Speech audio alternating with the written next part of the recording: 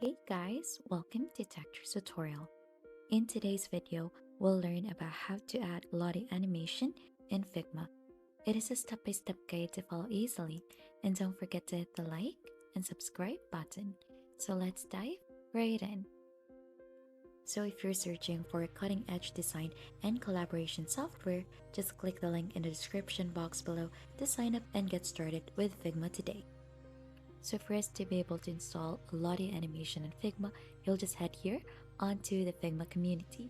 So here onto the Figma community, onto the search bar, you'll have to type in there Lottie files.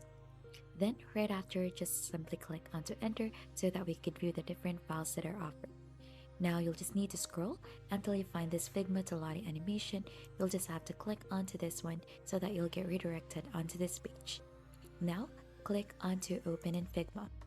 Then right after, you'll get redirected onto the editing page for that.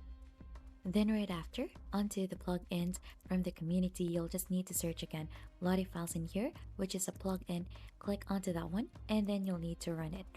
So it will load, you'll just have to wait for that one.